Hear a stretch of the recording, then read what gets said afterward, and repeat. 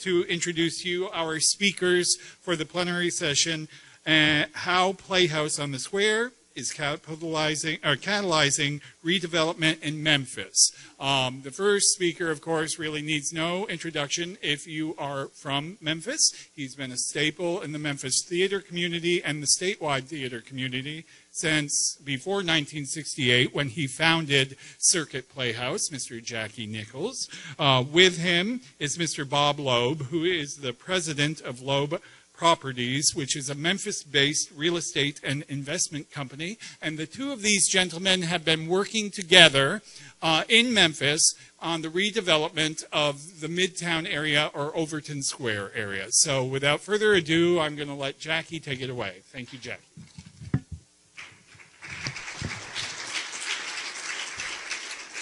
My first note says cut on the microphone, so I did that. Am I close enough? Can you hear me? I'm good. First off, I want to apologize to all the folks here from Memphis and Jim Crabtree for having to listen to this story again. I got one story, and that's what you're going to get today. I'm choosing to sit down and do it. Usually I do it over drinks, over wine, so I feel like I'm having a glass of wine here. The theater, Playhouse on the Square, first off, there's some handout literature on your table that I wanted to, and some of these things kind of represent what we're about. This 40th anniversary booklet, I'm not going to go into everything about our history, some things I'm going to touch on, but this booklet is kind of an example of what the organization, what our philosophy and attitude is. We did this piece for nothing. We printed about 10,000 of these. We got the paper donated from International Paper Company. We had a designer in Memphis do the graphic design work for us, and we had one of our regular printers do this because he had done so much work for us for years. So the piece itself, the first 15, 20 pages are history. Then there's 40 pages of one page for every year that we were in existence that shows a comment from someone in the community. And then this piece also works as something that we use in the community because the back of it has artistic statement from myself.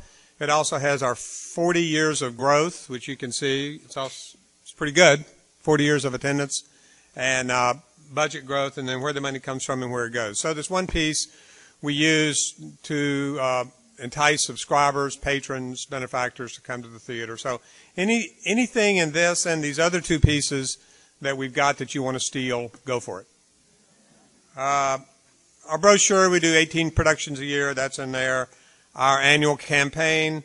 And then our Producers Club. We have a number of different funding programs at the theater. The Producers Club started out about 15 or 20 years ago, very modestly. It's something that people give $1,000 a year, and we don't spend that. We only use the interest. So the first year, it was not very much money. This Producers Club now has $250,000 in it and generates 5% a year, which we use to bring in guest artists. So it starts out slow, but like most things, the more you add to it, the more you're able to improve your programming at the theater.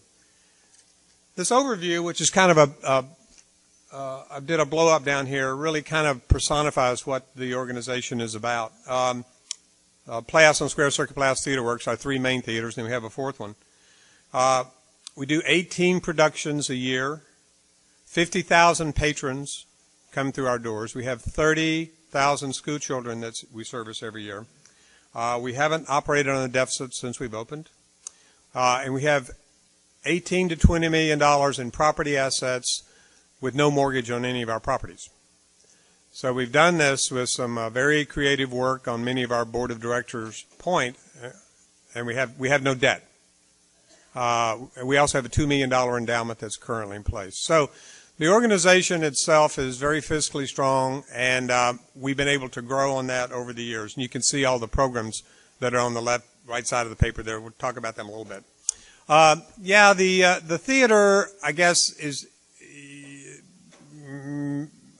when we talk about the theater, I'm generally the one to go and speak because I began the theater when I was in high school in Memphis in 1963. We incorporated in 1969. We continued to move forward from 69. Oh, one quick thing, too. Bob Lowe, I'm going to do about 15 minutes on the history of the theater.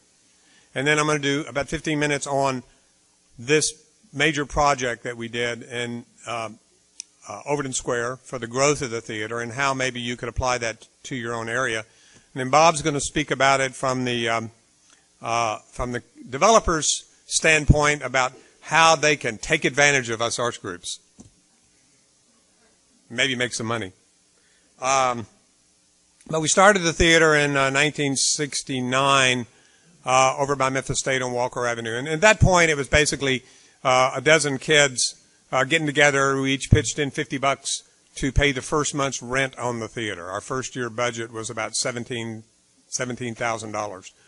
Our budget now is a little over $2 million. But we did, we were college kids, so we were doing plays that really spoke to our own conscience. We bombed in New Haven, anti-war plays in the middle of the pro-Vietnam build-up.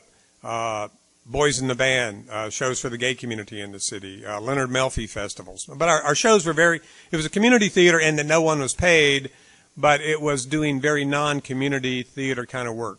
A lot of socially active things, but we also did a lot of classics.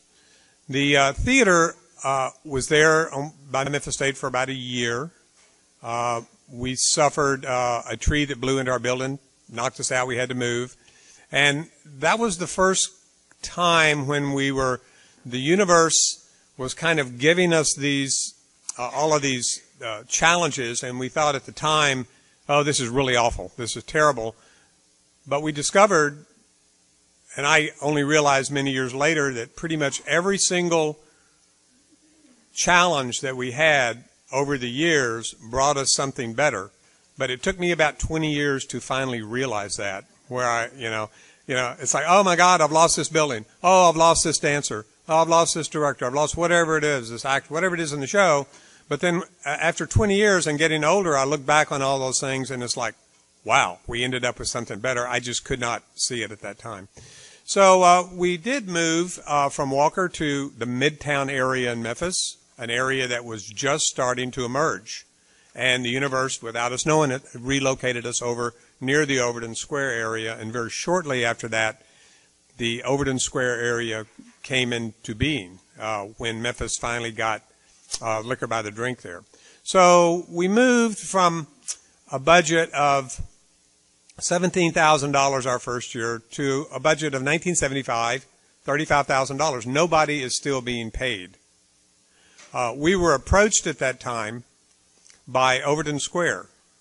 And Overton Square is an area that had been put together by a lot of young rapscallion Memphians who had a little money in their pockets that said, we're going to really do something exciting and different and creative in Memphis. So we were close to Overton Square, within the vicinity, when they started it. It was a great happening place. Overton Square continued to develop. One of the buildings in Overton Square, which is called Lafayette's Music Hall, which had a lot of very famous people that started there, from Billy Joel on down, but this place was losing a lot of money. And I'm not sure why they were losing money. I probably don't really want to know. But they were losing money, and they were full all the time.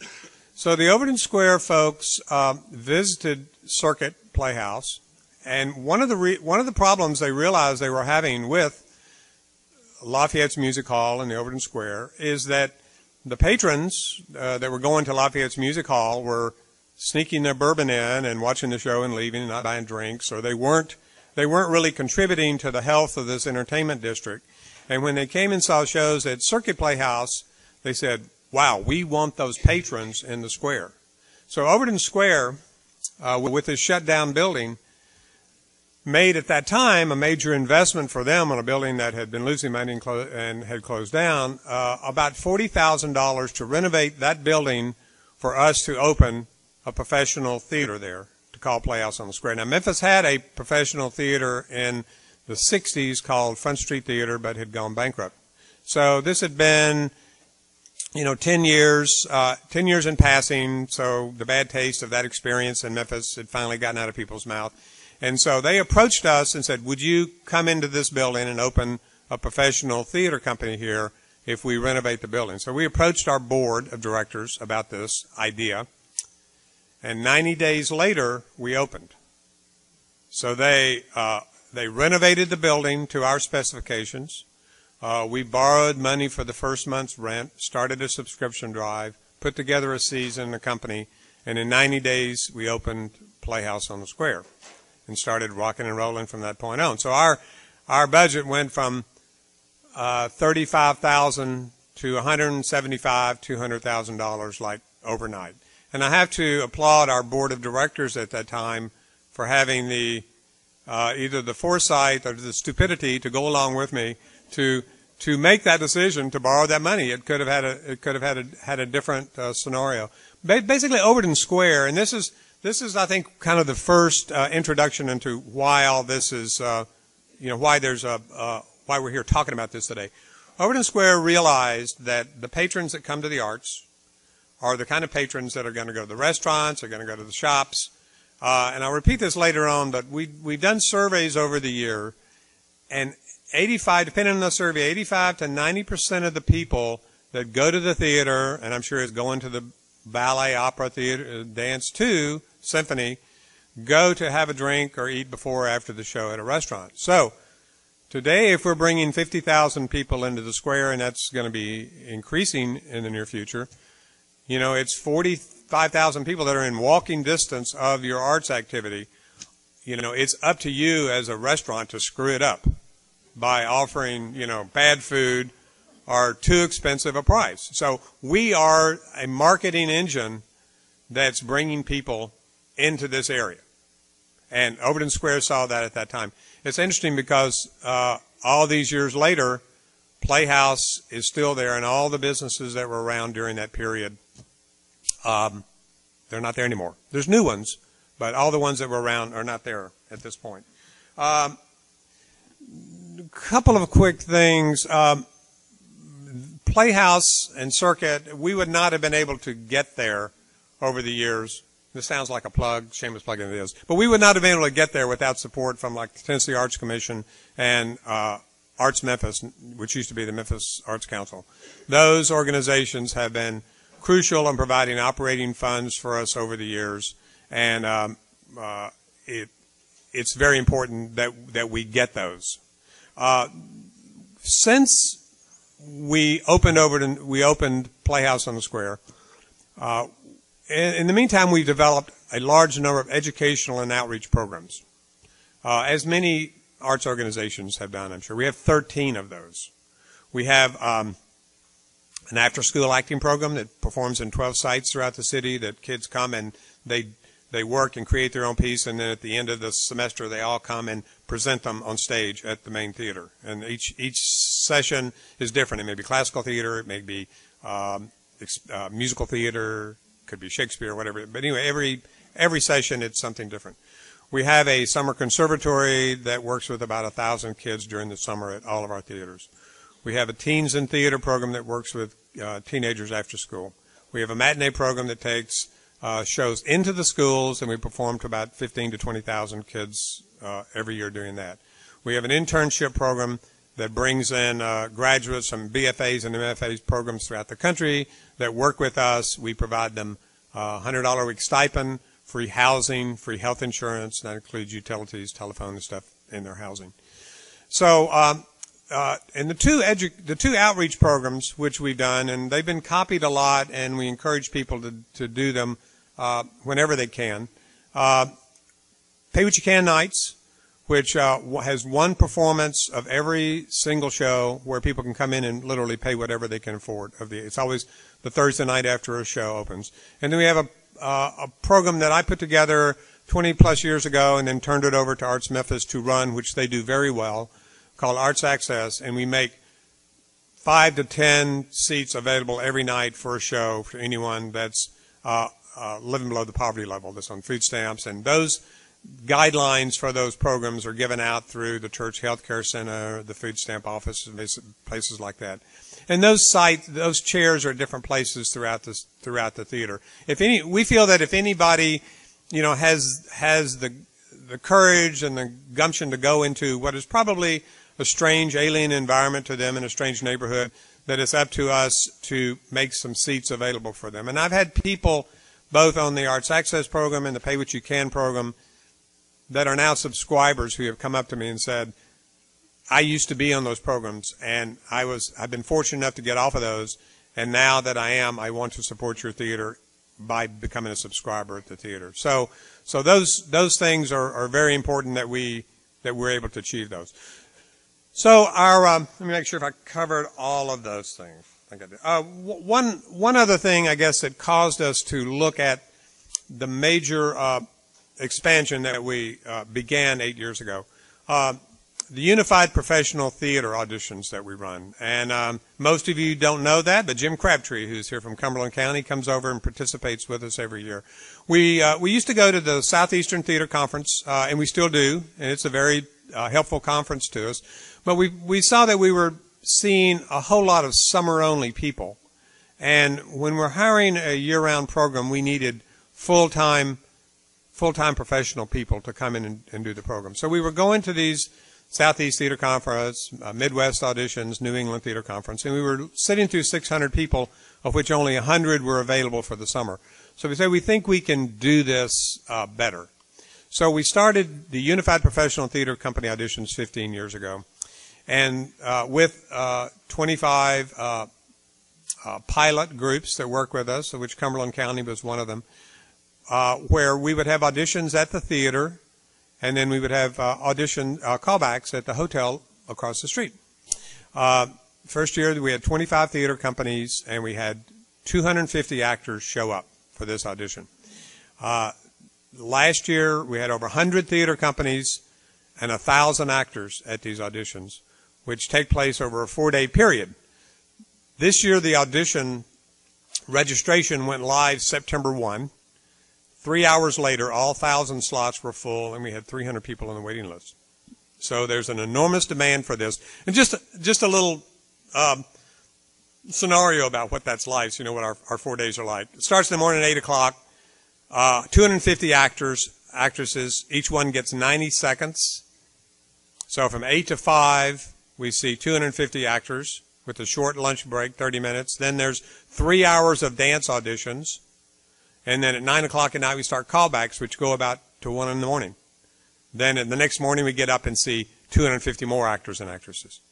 So it's a 90-second job interview, if you can imagine what that's like.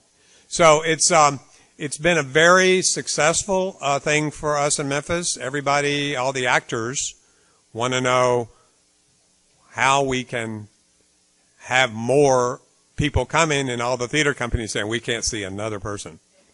You know, when you've seen 1,000 people and you've had that 4 days, that's about all you can handle. So we needed to have a better space and more room to expand the UPTAs. So the decision was made. Now we're going to talk about the decision to build this new theater. And there's a picture of it up there. We had been very successful for, at that point, 30-plus years. We're now 42 years old. With our budgeting, not running deficits, doing great programming. But both of our theaters were in old converted movie houses. And, you know, they have no wing space, they have no fly system, no orchestra pit, acoustics are bad, sightline's bad, you know, you name it. And we were trying to do all these big musicals in there. So we, as many nonprofit groups do, had a long-range planning retreat to decide what our what growth would look like for us. And what came out of that was that the theater needed a first-class facility to perform in. Everybody else in the city, the opera, ballet, symphony, all had new spaces. We were still working out of these hand-me-down buildings. So we began the process of exploring what that would be. We hired John Morris, and we had a stage manager, a director working for us who had worked at Steppenwolf in Chicago, said, if you ever are really serious about building a new theater, you need to visit Steppenwolf. So we went around the theater, around the country, looked at a lot of theaters, and when we walked into Steppenwolf, we knew that this was it. And so we talked to the technicians, lighting designers, stage managers, technical directors, and asked them what they would do different on this building, having been in it for 5 years at that point. And they said nothing. And so it's like, well, we need to meet that architect. So when we met John, we found out why. John came to architecture having been a set designer and a technical director in theater. So he knows how it works. He doesn't get his architecture plan and then try to figure out what is this business all about and how does this work for us. So we knew that we wanted John. We had John come in and do a feasibility study for us on some property across the street. If we acquired it, what that would cost, what it would look like.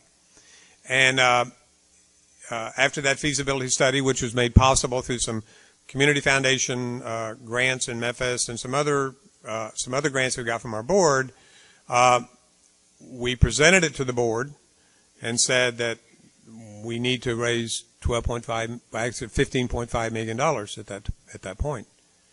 And we had a number of board members who said, this is not a good idea. You know, you're very successful right now, but you're jeopardizing the organization by making this decision. And it was a very contentious board meeting, of which 5 of our board members resigned the next day because we made the decision to do that. All 5 of those board members are back now, supporting the theater and sponsorships, are back on the board. But I can tell you their worries and concerns I felt every night, as did my lovely wife Leah, who's here, watching to see how I perform today, about being able to raise this. I mean, Playhouse, you know, theater, we're the kind of scrappy theater group. I mean, the arts group in the city. You know, ballet, symphony, museums, they generally don't have the opportunity to offend people as easily as theater does, unless they're doing a nude cello concert, which I think they did at some point in the 60s or 70s. But, you know, we have nudity, we have shows that have questionable language in it, subject matter that people don't agree with. So we have a greater opportunity to offend the funders in the community, corporations, foundations, individuals, because of what we do. But we're really, you know, we're the common man's art form. We speak to a lot of people and a lot of different opinions, and we have always done that, and we'll continue to do that. I mean, we had the first production of Jerry Springer the Opera at Playhouse on the Square. You know, I mean, but you think about it, opera, bizarre, strange characters and bizarre situations, Jerry Springer show, bizarre, strange characters and bizarre situations. So it wasn't too far-fetched. It won the Olivier Award, and my wife and I saw it and we loved it. And it was not being produced anywhere in the country. So I sent a note to the producers in London, the 10 reasons that Jerry Springer the Opera should have its American premiere in Memphis, Tennessee. And they sent it back saying, go for it. So we got that production, they flew over, and it was, and, you know, we didn't have a single picket, and that was a little upsetting. You know, sometimes I can't even get anybody out to protest what we're doing. But, and that's because of the way we built our audiences over the years. 18 shows, you put your own season together. If you don't want to see Angels in America, you don't have to come and see it. You can come see Peter Pan. It's the show before it. But you can't tell our community that they cannot come see Angels in America if they want to do it. So since the beginning, we've always had this philosophy, this policy. We're also in the Midtown area, which is very protective to freedom of thought and speech. And anybody that doesn't like it, they're venturing into our territory. So we've always had a philosophy of being fiscally conservative and artistically as liberal as we can get away with in Memphis, Tennessee. And we've done that pretty well. Said if you don't like the show, you don't have to come and see it, but you can't tell us we can't program it. So that's been kind of our philosophy over the years, and we've done that pretty well. So we started out. Make sure I'm save you some time, Bob. We started out $15.5 million. As soon as we started the drive, that was about 8 years ago. 6 months later, Katrina hit. we obviously cannot be raising money for an arts center when people are dying in New Orleans. So we put the drive on hold for a while. Not long after that, the economy went in the toilet. So with the advice of someone who was helping us doing some consulting work on this, we made the decision to back the 15.5, 12.5 was the building, $3 million was an endowment to run the building and additional staff and stuff to make that happen. The decision was made because we were only at like, I'll make it $9 million at that point. It was like, and we were like spinning our wheels. We weren't getting any traction. So the decision was made to drop the $3 million out. So instead of being, halfway there, we're all of a sudden 3/4 of the way there. And it looked much better to a lot of funders who stepped forward and said, we think you can make this happen. So we took that out and continued the capital drive to acquire the $12.5 million, of which most of it was raised before we started construction on the building, and 3/4 of it we had in hand. So, and we've now we do have a construction loan that's still out, and that is covered by the pledges that we still have in place. So unless the economy goes there again and people can't afford to make their pledges, we look like we're in good shape. But as I said, we've always been very fiscally conservative, so that keeps all the Republicans happy that fund us. And we're funded from both sides of the aisle, so that's good for us. We've had a lot of very generous patrons that have helped us over the years, but I think the kind of key to making that happen, because a $2 million budget, 65% earned revenue, 35% unearned. The rest of that comes from fundraisers and special events and your endowment funds and endowments foundations in the city. And the foundations in Memphis have been enormously generous. Some that are here: Hyde Foundation, the CC Foundation, Plow Foundation. Our two biggest ones have been the Hyde and the Genium Foundation. The Genium Foundation, which funded $3 million towards the purchase of the and construction of the building. That foundation has since moved to New Canaan, Connecticut, but they have left some smaller foundations in place to help continue funding the arts in the city. So conservative fiscal growth, liberal programming, but things that appeal to the whole city.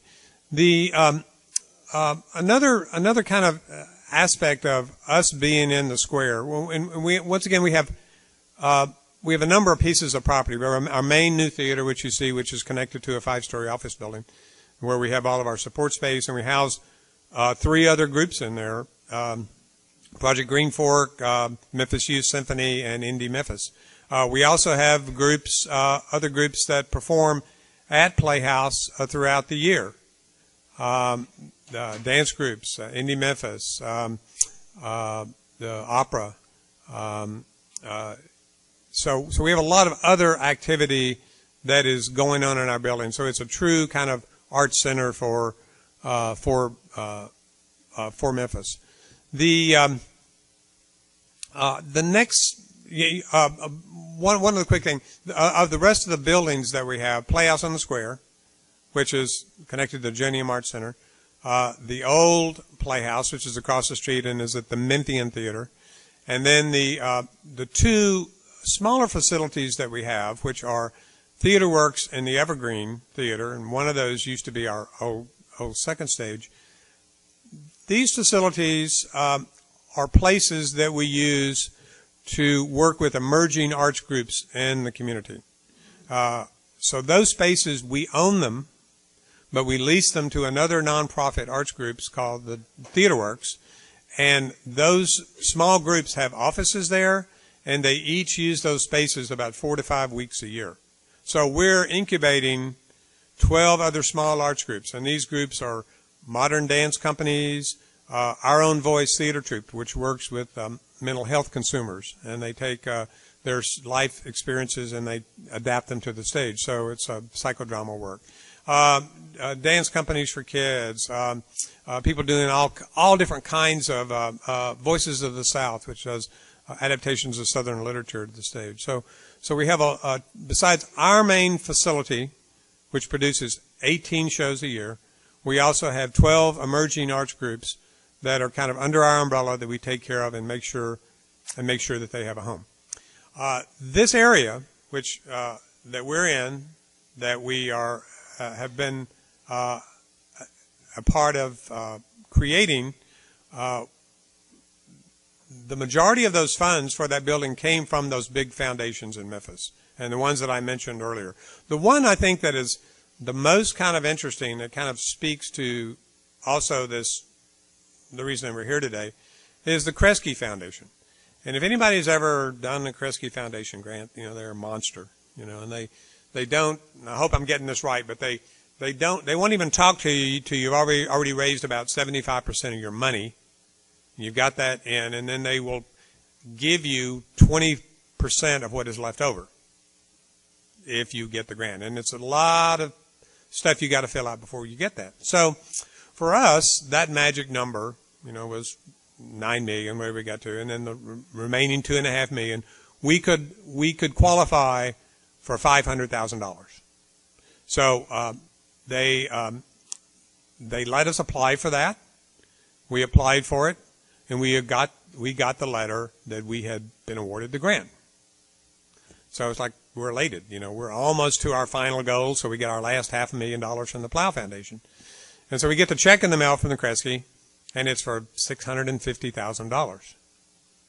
So we got on the phone and called them and said, well, may have been a mistake. We don't want to cash this. And they said, no, we feel that you deserve more than what our minimum was that you could apply for. And the reason for this is it's not just the new theater for Playhouse on the Square. It also makes a statement about all the educational programs that you're going to expand, and it is a major community development initiative that we are very supportive of. So here's a grant, and I've never had that happen before, where I've actually get $150,000 more for a grant that we asked for, and we didn't even know that was possible because their guidelines were very strict. So that was a surprise to us. But the bulk of our work on on raising that money did come from foundations in the city or people that we know, and some of those people are on our board. But those board people had foundations. So whether it's the Genium Foundation or Adams Foundation, those things came to us. And I must say that I think, I'm fortunate enough that I've been able to do a good job in Memphis and got a lot of recognition for that. And Memphis will reward you if you do an honest job with what you say you're going to do, and you're there for them. I've had opportunities to go other places for a lot more money, but people know that I'm committed to the city for the long haul, have been, still am, and that they're not just funding a theater, they're funding a commitment and a passion to the community, and that their funds will be well taken care of. So I think I'm going to see if I've got all my notes here, if I've done everything. One other quick thing, and I may be stepping on a little bit of Bob's thing here, but I wanted to mention that like these 12 small groups that we're nurturing, with the next step in the Overton Square history, we are also nurturing a new group that's coming up, the Hattie Lou Theater. And Hattie Lou works primarily with the African American community in the city, doing productions for them, and we welcome them in the square. And Bob will probably tell them, I'm taking one of his things away, but it's like when he decided to come into the square, he talked to someone about what is the theater district, which we already had 3 theaters there, and I said more theaters, and so Hattie Lou has been a group that we're nurturing and hope will be an additional cornerstone to the development in the city. So if you're interested in knowing anything about about Playhouse's growth, the history, you probably can find it in the book. You're welcome to call me or email me at the theater. If you want to come over and visit and let me walk you through the organization. I know I've had some discussion with the folks in Chattanooga about how our theater works, space works, providing homes for emerging arts groups, because it's a juggling act. Sometimes we're working with 12 different groups that all have their own agendas, but you're providing something very important for the community. But remember, when you're developing the community, 82%, 85% of the people that eat or drink in the square at the theater will go and eat before or after the show. So that's something. You also, as a nonprofit arts group, if you're in a commercial development, you get a lot of press that's free that other people have to pay a lot of money for. So a lot of public service stuff going on there. So you do have some muscle when you're talking to getting community developers and getting involved. And that's been, kind of the history of developing arts areas all over the community, whether it's visual arts or performing arts. You can really be a catalyst for helping to change a neighborhood, and that's what we're about. So I'm going to let Bob talk for a while, and then y'all may have some questions before you want to go get a Bloody Mary for your afternoon session. So, thank you.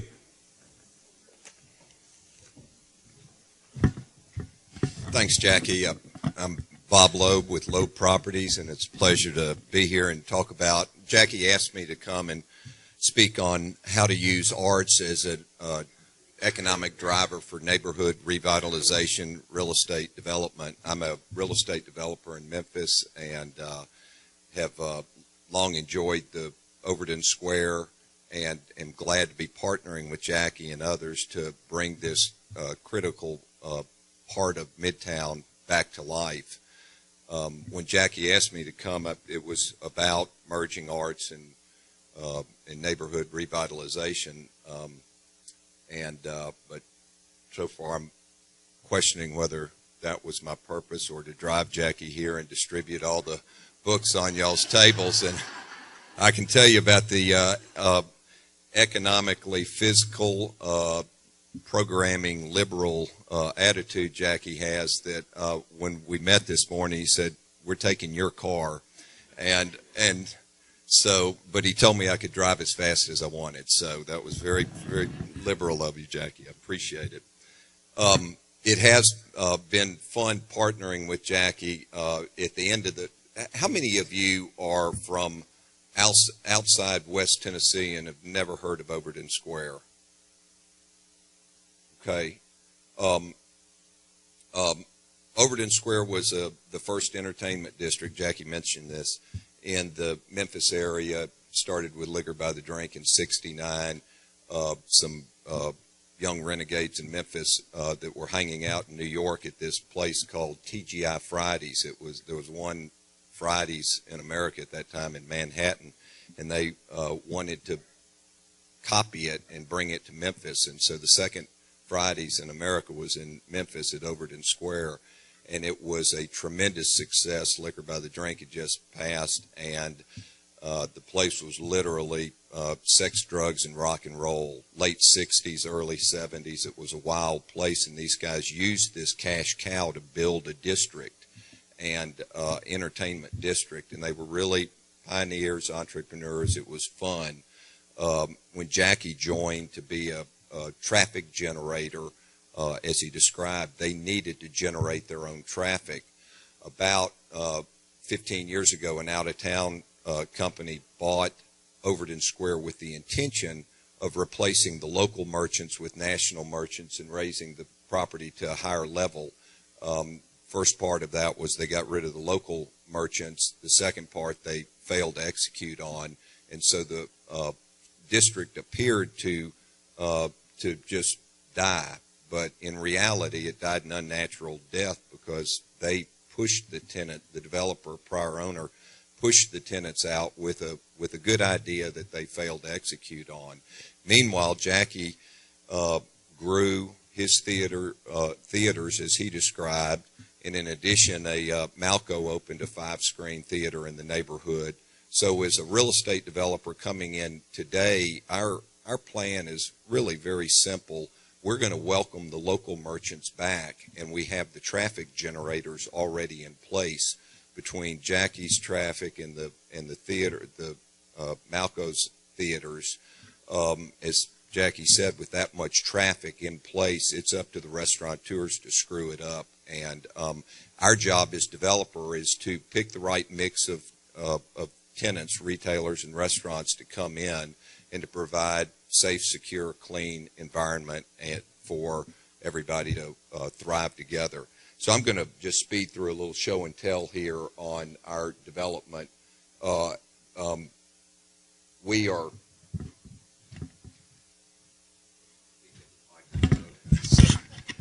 this is Overton Square right here.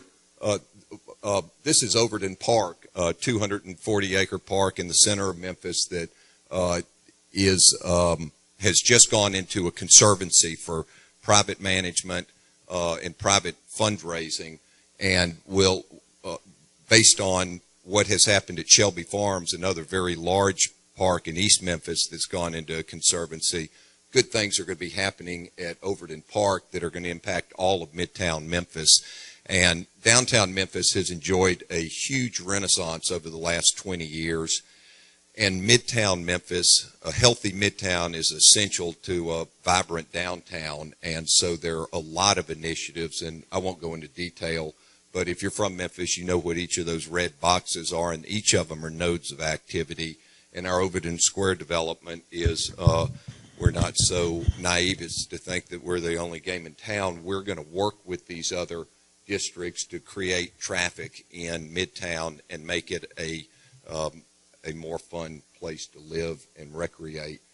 About 2005, so 7 years ago, the city of Memphis, with support from the Hyde Foundation, did a study on capitalizing on assets that were already in Midtown to make Midtown better. They called it the Heart of the Arts Redevelopment Study, and basically this development opportunity plan, the number one thing they came up with was bring Overton Square back.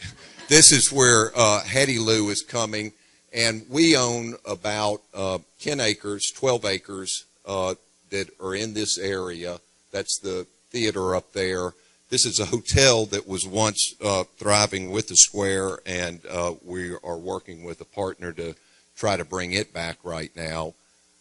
And I'll just show some pictures. These are 100-year-old buildings that are vacant, and our lead architect, LRK, got some renderings of befores and current and after what we intend. But what we want to do is create a vibrant retail restaurant district to support the traffic that's already there.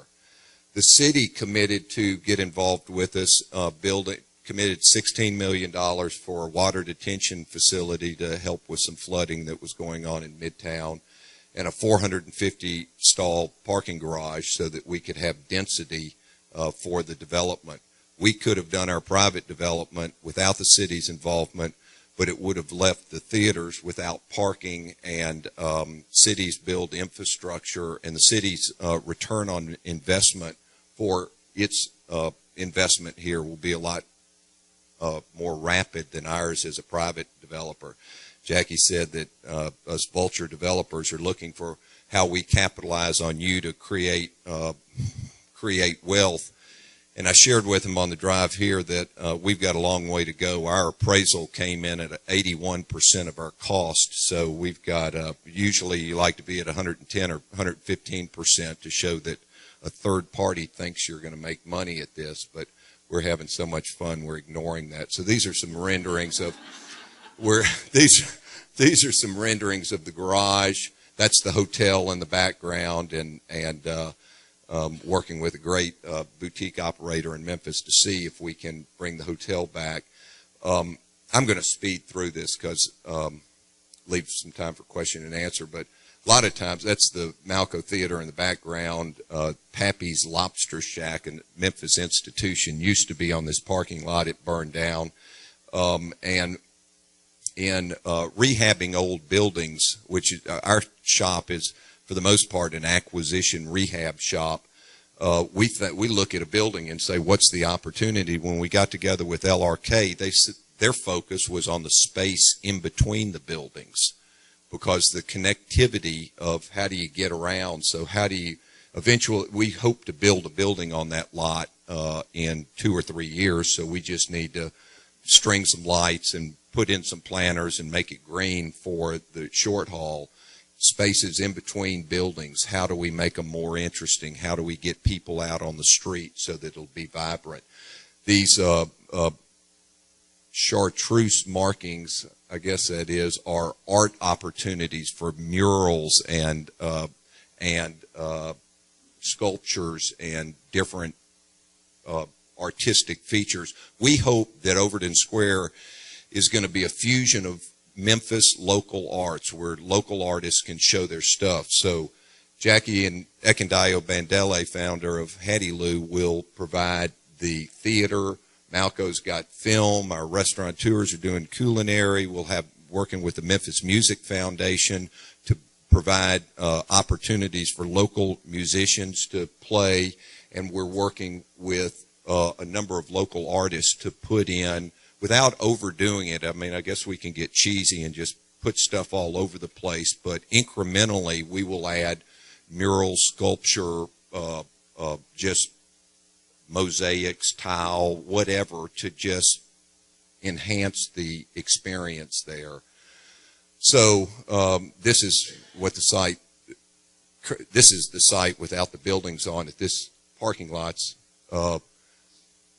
there happens to be an event going on that day, but it just goes to show if the city had not built the parking structure and we filled those buildings up that are currently vacant, then it would have really put a hardship on the theaters that were depending on parking. So I'm glad that we were all able to work together to build this district. And so we say that we're in the real estate business. We're kind of, we know how to acquire the property, how to work with our architect to plan it, our banker to finance it, our contractor to build it. We lease and manage. But at the end of the day, like a school building or like a theater, it's not the structure that makes the place. It's the programming that occurs there. People will come once or twice to see, well, what did you build? But they're not coming back if you don't provide programming. So our effort has been very collaborative with the community to say, hey, we're real estate stiffs. We know how to build it, but you guys are going to have to bring the life to it or it isn't going to sustain. So Theater Arts District, local music, art, film, neighborhood associations. Their Rhodes College is just to our north, Christian Brothers University to our east. The medical district has schools. So connecting with all of those, and then bottom of the list is a secure place. We're working closely with MPD and our private security to have, we'll have 20 cameras up. Bad guys don't like to get their pictures taken. We're going to provide a secure environment. We'll keep it clean and safe, and we're really hopeful that, well, we know that it'll be successful, or my banker won't be able to find me next year. So expect the unexpected. This is just part of the programming, just coming up with things working that are going to be creative. You guys are creative. This is the ground store of the parking structure, and we hope to have public markets here, like like farmers market, like whatever sorts of products local artists can sell. And so we will probably have events there on a weekly basis. And it was important in a public-private development that we keep talking about the time frame, because the public sector works very slowly, and the private sector, there's a time bomb ticking. We could only tie the property up so long. We could only focus our attention on it so long. We kept asking we had to build public support, and then we had to ask the city council and the mayor, are you coming with us or are you not? Because the train's going to leave the station. And we kept talking about the timeline. And for those of you from West Tennessee and have followed the story, that it did slip some, but not a whole lot. And so we're under construction right now with the garage and hope to be delivering in the third quarter of next year a much improved district in the city. I want to say just one quick thing, and that's to thank Bob. Bob has been doing a lot of development in the city for years. His whole family has, but everyone in the community feels that he is going to be really leaving an amazing legacy for us in the future. So I want to thank you for your personal investment and financial investment in that. I think we have a few minutes. Do y'all have any questions for us? That's always the stupid. Oh, somebody actually has a question. They won't even know that I planted you. Anyway.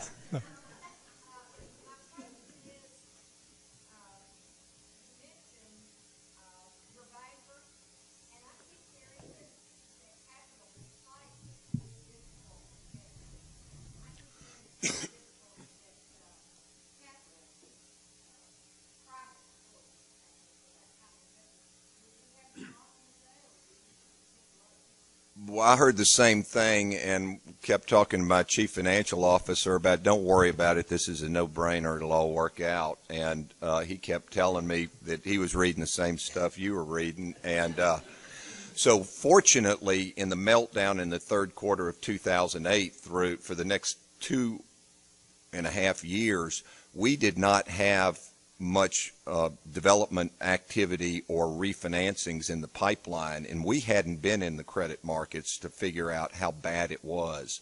And the reality is it was every bit as bad as you say, and the credit markets have recovered a little bit, but not a lot. Lenders are still scrambling for margins, profitabilities, dealing with their old messes. So the bottom line is we started with our equity requirement for this project went up by a factor of 5 during from the time we first got involved to the time that we closed on it in order to get it financed. The more equity in it, the less risk for the lender, and so that was what was required to finance the transaction.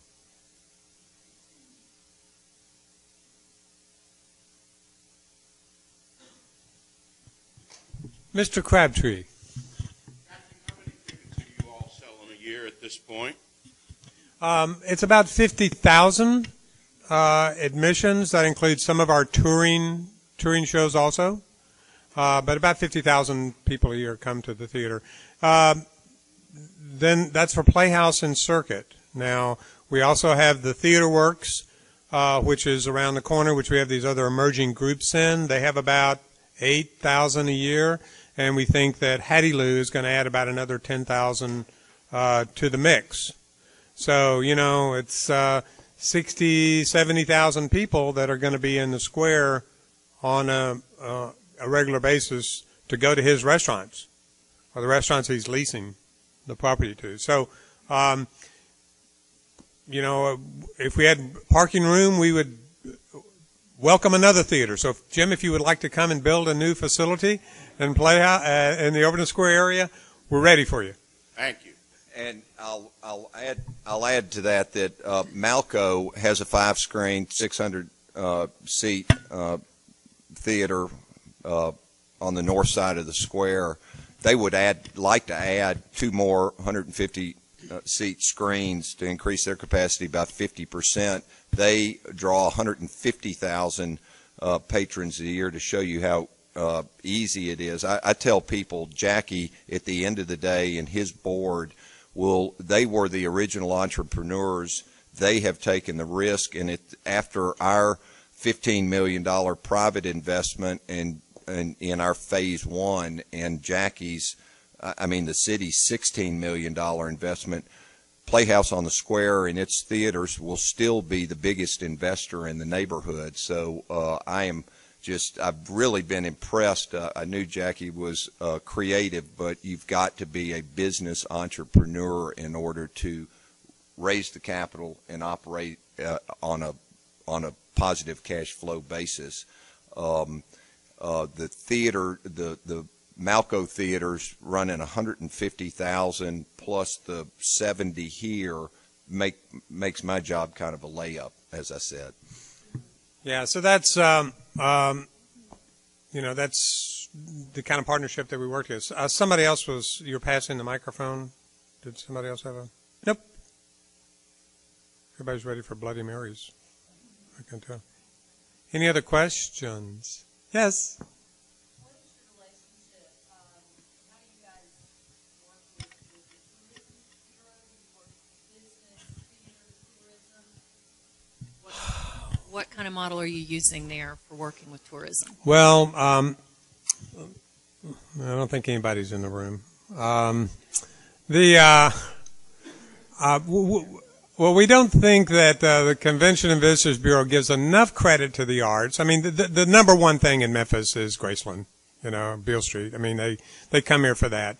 We would like for there to be more attention paid to the number of people that the arts groups bring on a regular basis to Memphis. One of the things that, Bob talked about this earlier too, that we want to really make Overton Square in the Midtown area a destination point for people in the region. That's Dyersburg, Little Rock, Jackson, Paragould, all of areas around. So they come to Overton Square, they stay in the hotel, which we don't have there now, and then they can immediately go to Brooks Museum, they can go to Playhouse, they can go to any of the restaurants and park their car once and not have to get out, especially if you get a circulator in Midtown. So we think there's a lot more as far as making Memphis a destination point for, and maybe the Convention and Visitors Bureau will pay more attention to us when we do that. But we have a lot of numbers on the number of people we bring in. We would like for it to be more supportive of what we do. Jackie, I wanted to use this opportunity to tell you that Kevin Kane of Convention Visitor Bureau, I toured space with him last week, and he wants to open a CVB shop at Overton Square to sell all things Memphis, the Grizzlies, Redbirds, Tigers, Graceland, Stacks, Sun, everything Memphis products, tickets and information. So. And 5% of that will go to the nonprofit arts groups in the community. I'd like to think so. So Kevin was very interested in having a presence there, and we're trying to figure out if we can carve out a space for him.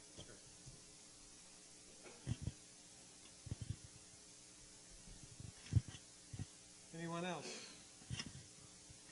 We've answered all your questions. There's one more.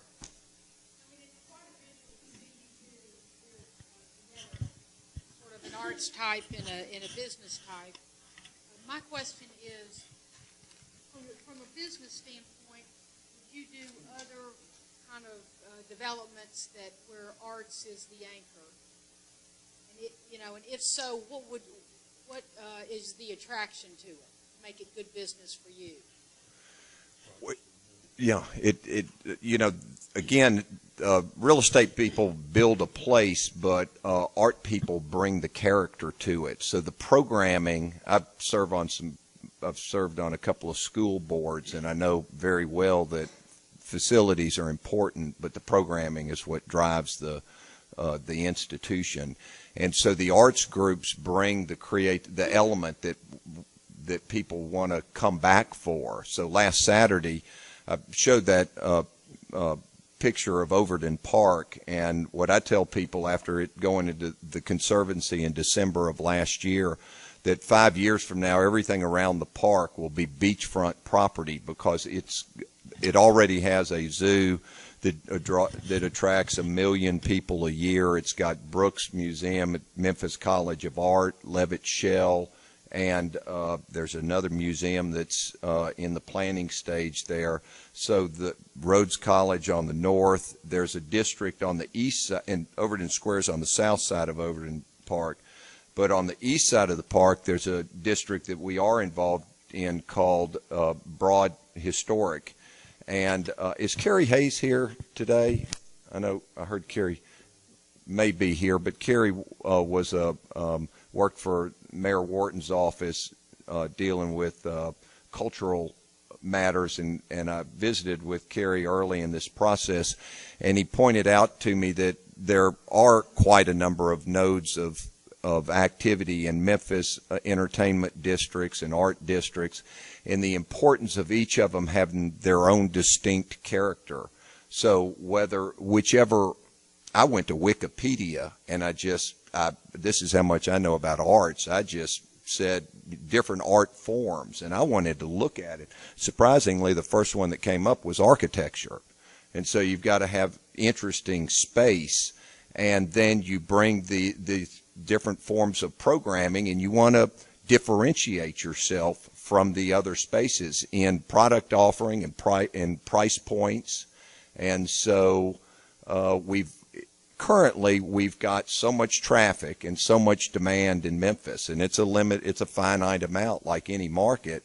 And what you hope is that that the demand is going to grow over time. If we just take the current demand and split the pie to one more area, then that's not growth for the city. And so we're hoping that by working together with these other districts, differentiating ourselves, and that our children are going to want to stay in Memphis and work there, and that we're going to attract outside mobile people to come to Memphis. And we've got some dedicated not-for-profits that are making that happen. And I'm glad to have a bit role as a private developer working on 2 districts like that, but there are half a dozen in the Midtown area currently underway.